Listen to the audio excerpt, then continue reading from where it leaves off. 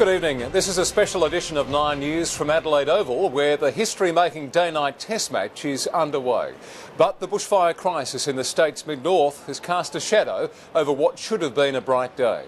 And we begin tonight with our fire coverage. Reporter Alice Monfries is at the staging ground at Nuruyutpa, and Alice, the fire has finally been contained. Well, it is contained, Brenton, but it is far from out. About 200 firefighters still remain on the ground and they're expected to stay there for up to another week. The number of homes destroyed or badly damaged has been revised up to 87, but of course the most terrible toll from this blaze has been the deaths and the injuries. And today we learnt terrible details which have emerged about those who are fighting for life in the wake of this blaze. Ty Barrett is clinging to life in a critical condition, but one look at his torched home and it's difficult to fathom how the Stockport local managed to escape at all when the fierce inferno tore through. The windows exploded. He leapt on his motorbike outside, raced down the driveway but was on fire. While he fled the driveway, he made it down here to the intersection where he collapsed and he was found burnt and unconscious later. And was rushed immediately to the burns unit at the Royal Adelaide Hospital. He's in the Royal Adelaide, but he's still with us and he's fighting. So too is Terry Lee, despite suffering burns to 80% of his body. The Wasleys local was fleeing with his wife Moira in separate cars when both became trapped in the panicked pile-up near Freeling. And then everyone started hitting each other. You couldn't see, it was black. Just black as anything. Moira's car slammed head-on into another. Susan's husband pulled her from the car as flames raged towards them. Moira had a massive car accident and was badly hurt, and he just threw her in our car.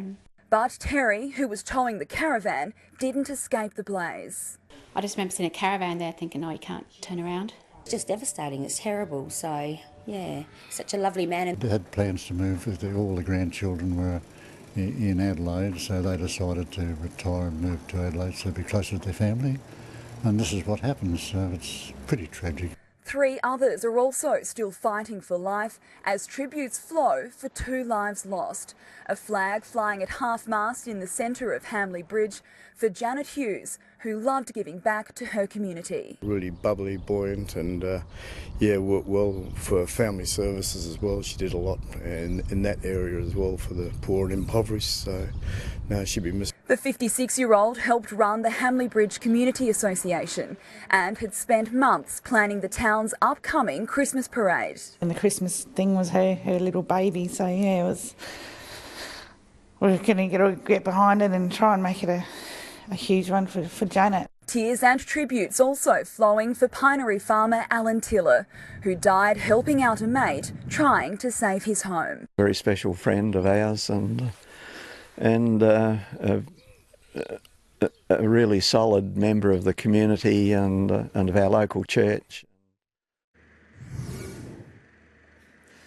5 people remain in a critical condition with serious burns, and in all 90 people have been treated for injuries suffered in this devastating blaze.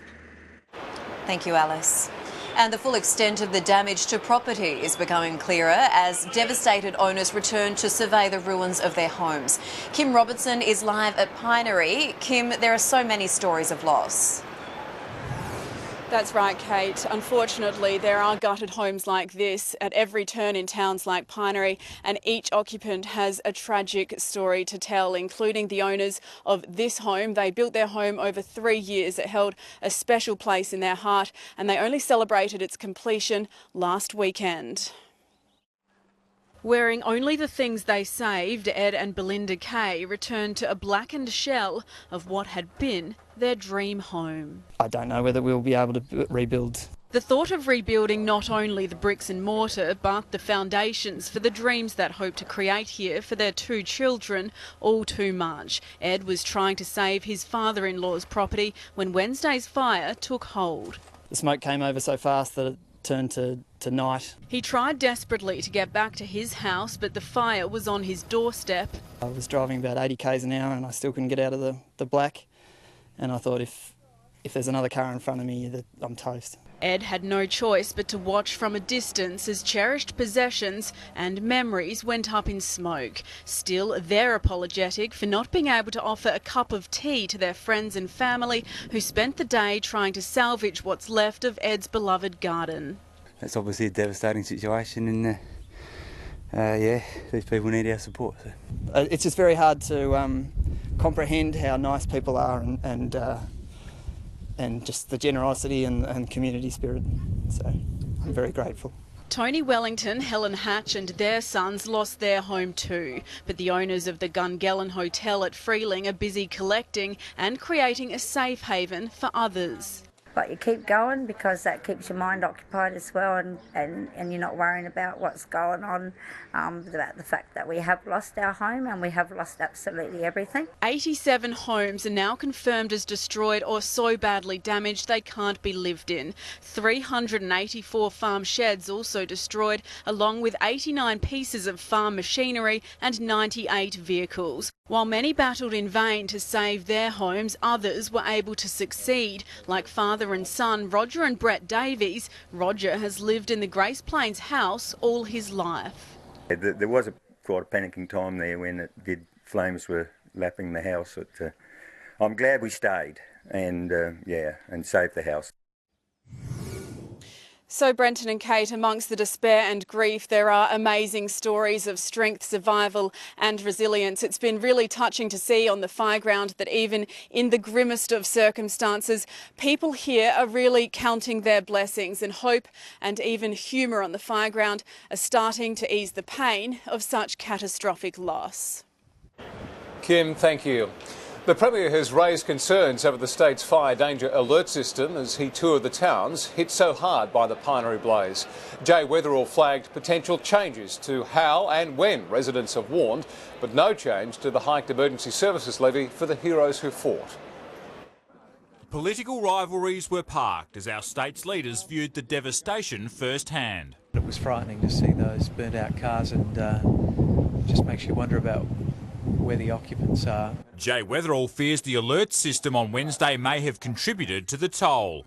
People that have actually made a decision to leave their homes are in a more dangerous situation on the open road, so we're going to have a think about what these alerts cause. But the immediate concern, helping survivors get back on their feet. That the Commonwealth will share the cost of the emergency relief to those affected. The cost of the increased emergency services levy also front of mind. Disappointing when our emergency services levy went up about 1,500%. And then we still go and fight our own fires the same way. I think what you've seen in the last 2 days is your emergency services levy at work. So too the heroic efforts of firefighters, which was acknowledged at a meeting in Mallala. And the community effort with the farm fire units and the CFS from far and wide was just absolutely unbelievable. Signs popping up in tribute. This fire may now be contained, but summer is still yet to officially start. The CFS is urging people to learn from this week and ensure that they are bushfire ready. Rory McLaren, 9 News.